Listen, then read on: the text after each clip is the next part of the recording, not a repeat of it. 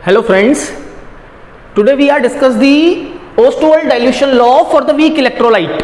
Ostwald का तनुता का नियम which is special for the ACF exam है ना, जो ACF की जो सिलेबस है उसकी इलेक्ट्रोकेमिस्ट्री यूनिट का एक हेडिंग है ओस्टवाल्ड डाइल्यूशन लॉ। तो आइए देखते हैं ओस्टवाल्ड डाइल्यूशन लॉ होता क्या है और ये किसके लिए एप्लीकेबल है और इसकी लिमिटेशंस क्या हैं। तो सबसे पहली बात ध्यान रखना, this law is applicable only for the weak electrolyte. ठीक है, यानी कि यह नियम केवल दुर्बल विद्युत अपघट्य मीन्स वीक इलेक्ट्रोलाइट्स जो होते हैं ना, दुर्बल विद्युत अपघट्य पर लागू होता है। दुर्बल विद्युत अपघट्य पर लागू होता है, प्रबल विद्युत अपघट्य पर नहीं। प्रबल विद्युत अपघट्य मीन्स स्ट्रॉन्ग इलेक्ट्रोलाइट पर एप्लीकेबल नहीं है। ठीक है, प्रबल विद्युत अपघट्यों पर लागू नहीं होता है। तो पहली लाइन आप ध्यान रखना, डायरेक्ट क्वेश्चन आता है एग्जाम में, इनमें से किस पर ओस्टवाल्ड का तनुता नियम लागू होगा। तो आपको ऑप्शन में किसको चूज करना है, वीक इलेक्ट्रोलाइट को, like acetic acid, like formic acid, है ना। जो दुर्बल विद्युत अपघट्य होते हैं कौन से होते हैं मैं आपको पढ़ा चुका हूं, weak acid and weak base. जो भी वीक एसिड और वीक बेस है वो एक वीक इलेक्ट्रोलाइट है और उस पर ये थ्योरी एप्लीकेबल है।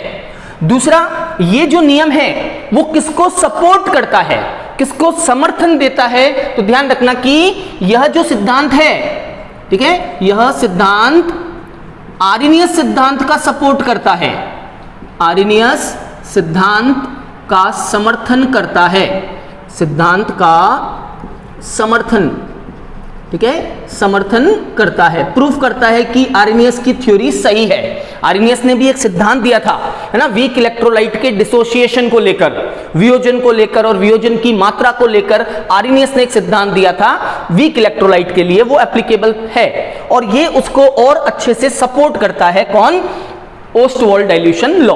तो पहले देखते हैं ये ओस्टवाल्ड डाइल्यूशन लॉ है क्या।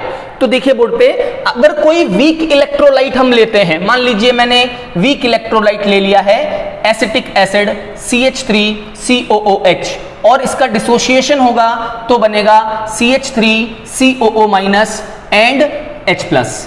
अम्ल है ना, एसिड H+ रिलीज करता है, तो ये इसका डिसोसिएशन हो गया एसिटिक एसिड का। ठीक है, नाउ इस पे हम इक्विलिब्रियम, साम्य जो है उसका नियम इसके ऊपर लगाएंगे, इक्विलिब्रियम लॉ। तो सबसे पहले एट जीरो टाइम, जब आपने इसको डिसोशिएट नहीं किया, है ना, जब समय जीरो है, तो मान लीजिए इस एसिटिक एसिड की कंसंट्रेशन कितनी है या मोल्स कितने हैं, 1 मोल। उस समय एसिटेट कितना होगा, 0 और H+ भी कितना होगा, 0, बिकॉज अभी तक ये डिसोशिएट नहीं हुआ है when the time is 0। After some time, कुछ समय के बाद, मान लीजिए T=T पर, थोड़ी देर बाद इसमें से क्या होगा, एसिटिक एसिड डिसोशिएट होगा। कितना डिसोशिएट हो रहा है, ये डिसोशिएट हो रहा है मान लीजिए अल्फा। ठीक है, ये अल्फा डिसोशिएट होगा तो ये कितना बनेगा, अल्फा बनेगा, और ये भी कितना बनेगा, अल्फा बनेगा, है ना। जितना इसमें से डिसोशिएट होता है उसके अकॉर्डिंगली ये दोनों बनेंगे अल्फा एंड अल्फा। ये मोल्स है, यानी 1 मोल में से अल्फा मोल डिसोशिएट होंगे तो अल्फा और अल्फा मोल्स दोनों के बनेंगे। Now at equilibrium what is the concentration, यहां पर इनकी सांद्रता क्या होगी। तो हम जानते हैं कंसंट्रेशन यानी सांद्रता कैसे निकालते हैं, these are moles, moles upon volume. तो moles upon volume means 1 - alpha upon V, alpha upon V and alpha upon V. ठीक है, alpha upon V, These are the concentration of these three।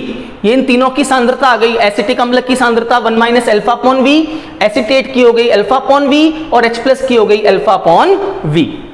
Now by law of mass action, यानी कि द्रव्य अनुपाती क्रिया नियम या law of equilibrium, साम्य का नियम जिसे हम बोलते हैं। तो साम्य के नियम के अनुसार लॉ ऑफ इक्विलिब्रियम क्या कहता है, लॉ ऑफ इक्विलिब्रियम, इसका इक्विलिब्रियम कांस्टेंट यानी कि K कैसे लिखा जाएगा, product upon reactant, the concentration of product upon concentration of reactant. और प्रोडक्ट कौन है, उत्पाद कौन है, एसिटेट और H+। तो यहां कंसंट्रेशन हो जाएगी alpha upon V into alpha upon V 1 - alpha upon V. ठीक है, यह है इक्विलिब्रियम कांस्टेंट। साम्य स्थिरांक कैसे लिखते हैं? उत्पाद बटा क्रियाकारक। तो उत्पाद ऊपर आ गया, क्रियाकारक नीचे आ गया, इसको हमने सॉल्व किया तो k इक्वल्स टू क्या होगा? Alpha square upon 1 minus alpha into v, है ना। एक v से v कैंसिल आउट हो जाएगा एंड एक v नीचे रह जाएगा, तो 1 minus alpha into v। This is the equilibrium constant. ये इसका डिसोसिएशन कांस्टेंट है, अम्ल का कह दो या क्षार का कह दो, है ना। इसे हम बोलते हैं वियोजन स्थिरांक, और वियोजन स्थिरांक इसके बराबर होगा alpha square upon 1 minus alpha into v। Clear? आगे ध्यान से सुनना, यहां से आएगा ओस्टोल्ड डाइल्यूशन लॉ कि if this one is very very greater than alpha, मतलब एक जो है ये अल्फा से बहुत ज्यादा है। अल्फा का मतलब है डिग्री ऑफ डिसोसिएशन, वियोजन की मात्रा। अगर ये वियोजन की मात्रा बहुत कम है, इसका मतलब वो एक वीक एसिड है या वीक बेस है, यानी कि एक वीक इलेक्ट्रोलाइट है। अगर मान लीजिए ये कंडीशन हुई तो 1 माइनस अल्फा इक्वल्स टू क्या हो जाएगा? 1, और 1 माइनस अल्फा इक्वल्स टू 1 होगा तो k किसके इक्वल होगा? The k is equal to alpha square upon v, that is the degree of dissociation and dissociation constant for the weak electrolyte। आगे बात समझ में क्या आ जाएगा? यहां पर अल्फा स्क्वायर अपॉन v। यहां से अगर मैं अल्फा और v में रिलेशन निकालूं तो देखो अल्फा और v में एक रिलेशन निकलेगा। दिस अल्फा, है ना, मैं इसको यहां लिख देता हूं आगे। This alpha is proportional to, है ना, alpha is proportional to under root v। This alpha is proportional to under root v, यानी कि वियोजन की मात्रा जो है वो तनुता के वर्गमूल के समानुपाती है।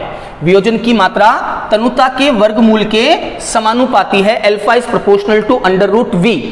थोड़ा और ध्यान से सुनना, सांद्रता में और तनुता में एक रिलेशन होता है ना, वो मैं आपको यहां बताता हूं। देखो, जो वॉल्यूम है और जो कंसंट्रेशन है वो एक दूसरे के इनवर्सली प्रोपोर्शनल होते हैं। That means V is inversely proportional to C।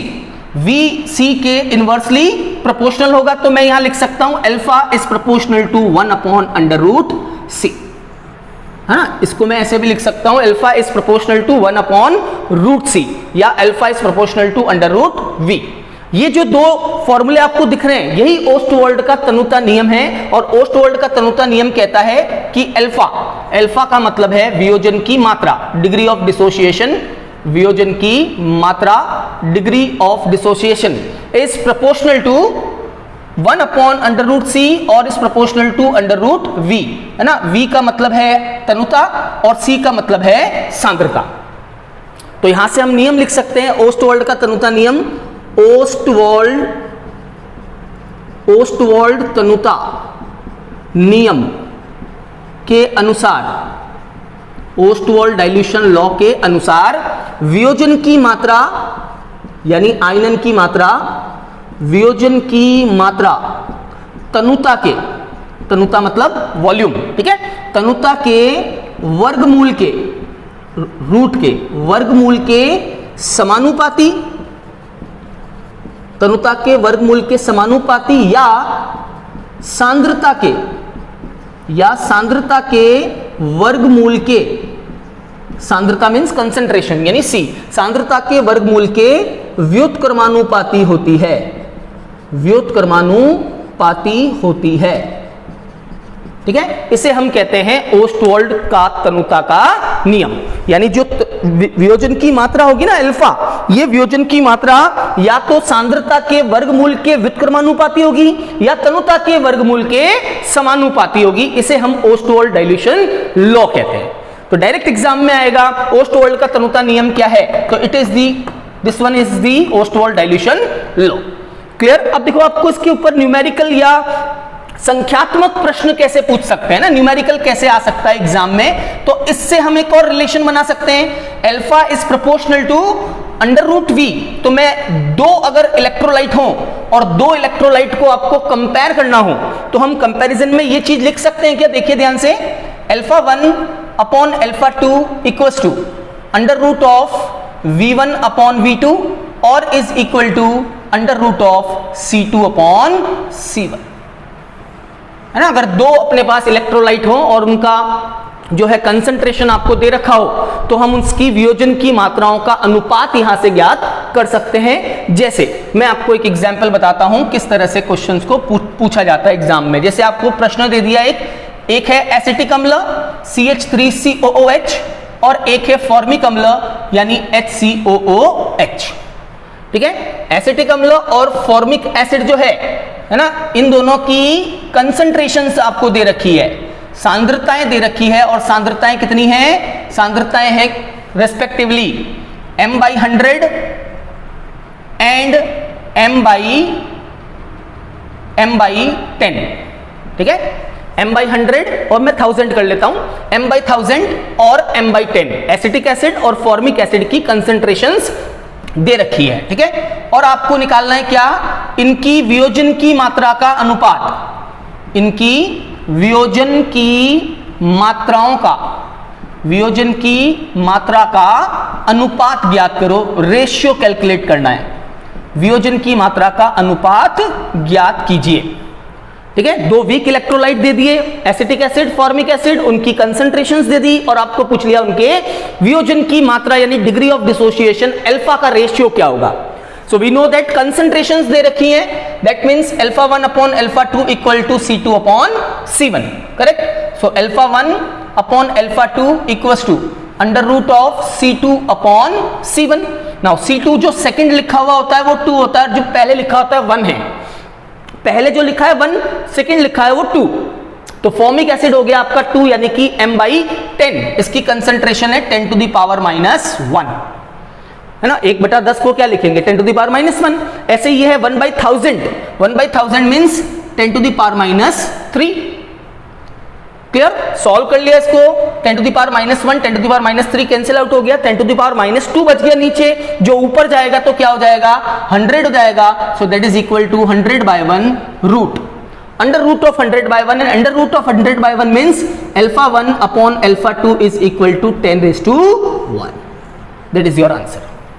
α1 upon α2 equals to 10⁻1, है ना। ये ओस्टवाल्ड का तनुता नियम हमें ये बताता है कि जब हम डाइल्यूशन बढ़ाते हैं, वॉल्यूम बढ़ाते हैं, तो डिग्री ऑफ डिसोसिएशन जो इलेक्ट्रोलाइट है उसकी अल्फा बढ़ती है, जल्दी जल्दी टूटता है। वीक इलेक्ट्रोलाइट अगर हम उसमें पानी मिला लेते हैं, उसमें वॉल्यूम बढ़ा देते हैं, लेकिन अगर हम कंसंट्रेशन बढ़ाएंगे, सांद्रता बढ़ाएंगे और इलेक्ट्रोलाइट मिला देंगे अंदर, तो फिर उस इलेक्ट्रोलाइट की डिग्री ऑफ डिसोसिएशन यानी कि वियोजन की मात्रा कम हो जाती है ना। इसे हम बोलते हैं ओस्टवाल्ड का तनुता नियम, और ये केवल वीक इलेक्ट्रोलाइट पर एप्लीकेबल है, स्ट्रॉन्ग इलेक्ट्रोलाइट पर एप्लीकेबल नहीं है।